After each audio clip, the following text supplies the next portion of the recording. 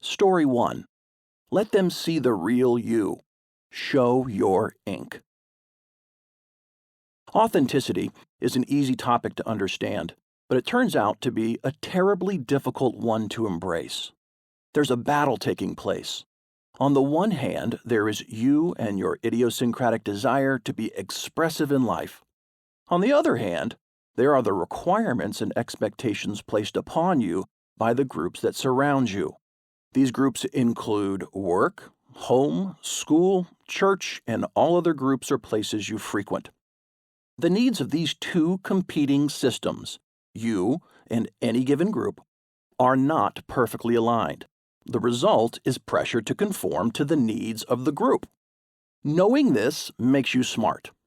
Bending as necessary makes you savvy, to an extent. To help the systems around you function, it makes sense. After a certain point, however, we overindulge in meeting the needs of the groups around us. We are what we believe they need of us, but the person we supply is only a muted, half-honest version of ourselves. To some, it might seem counterintuitive, but what the systems around you really need is less conformity and a bit more authenticity. The more others see and respect the real you, the more they will be receptive to your unique ideas and contributions. However, to deviate from the expected behavioral norms is to take a risk. That's why I like to say that you have to earn the right to be authentic. You have to earn the right to be fully you. You do this through great performance. When you finally make it happen, it's amazing how many people will want to form productive relationships with you. It all started for me when I was 25 years old. I was working for the world's largest consulting firm. I was young, I was hungry, I wanted to advance. To make that first promotion happen quickly, I knew I needed a big win. For some time, it eluded me. Then, finally, thanks to luck and a little clever thinking, I found it. Working with a large manufacturing client, I had figured out a way to reduce a machine's changeover time from 3 hours to less than 3 minutes. This change increased the client's production capacity exponentially. Huge win, lots of visibility, my boss was thrilled. I could taste the promotion. A few weeks later, I was sitting in the office working when the telephone rang. It was my boss. He said, "Todd, would you come to my office for a moment?" "Sure, be right there," I replied.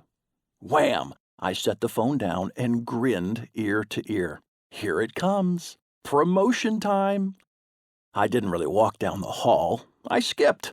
The feeling of elation was fantastic. I knocked on his office door, and he waved me in. "Hey, Todd," he said with a half smile. "Would you shut the door, please?" I shut the door.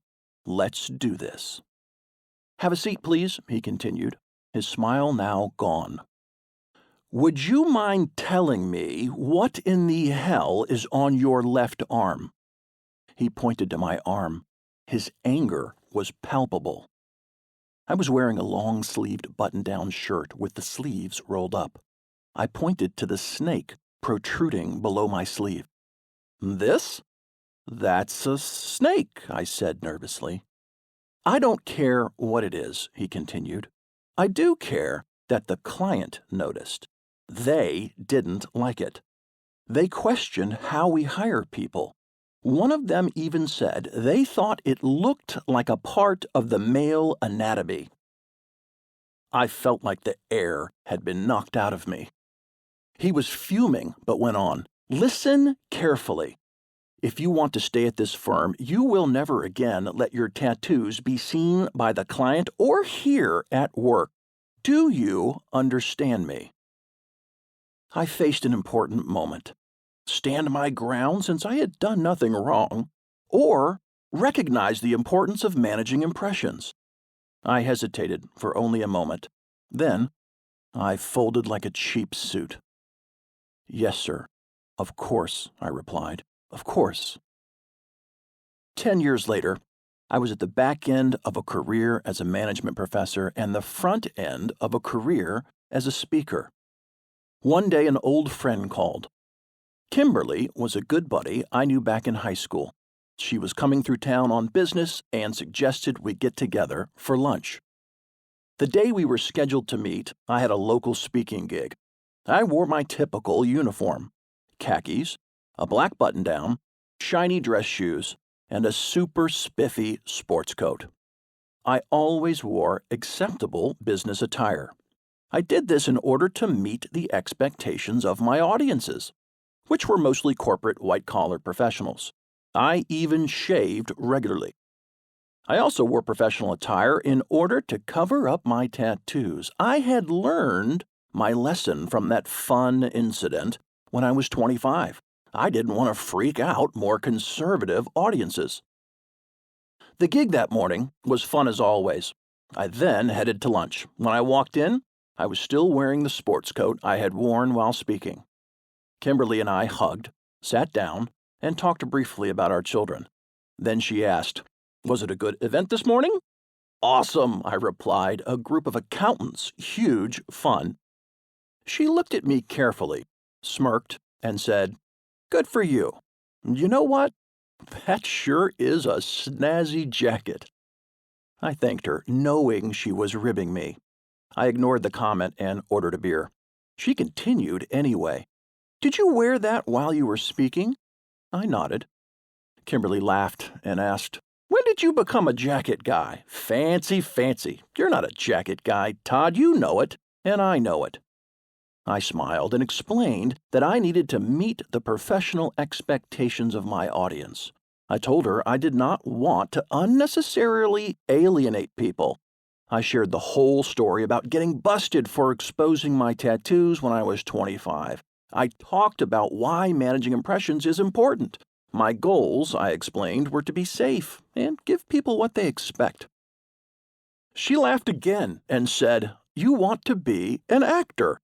I thought you wanted to be a speaker." I mean, maybe you're right. That does make you socially aware. But you know what? You're not the same guy today that you were at 25. You're in a different industry, and you're far more accomplished. Plus, the world has changed a lot, too. She paused and then delivered some of the best advice I've ever received. She said, "I'll bet if you take off the jacket, roll up your sleeves, and show your ink, they will like you even more. That's when they'll really start to listen. Let them see the real you." I offered a very skeptical, "Really?" With calm conviction, she said, "Yes." Know why? Because people like real. People like real. Interesting, I thought. I felt she was being honest, but not necessarily accurate. I viewed her advice as intriguing, but maybe a little reckless. My beer arrived, and I changed the topic. After our lunch, I couldn't stop thinking about her comments. Over time, the more I thought about it, the more I saw the truth. Kimberly was profoundly correct. I was a tenured professor, so I felt I had the security to embrace being as authentic as I wanted to be. I decided to stop caring as much about managing impressions professionally. Life was too short for anything else. It made me a far better speaker. I know that because the more honest and open and real I became, the more people in the audience did the same. Soon enough, people from the audience began staying after the show to share their stories. The stories they shared blew me away. I remember the association president who told me about her double mastectomy and the beautiful tattooed roses that grew on her chest.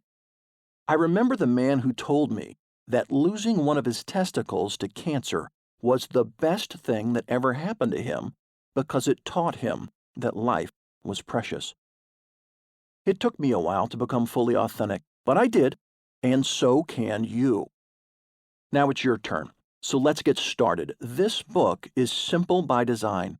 Read each story, and then grab something to write with and start reflecting on how you can use the information in your own life.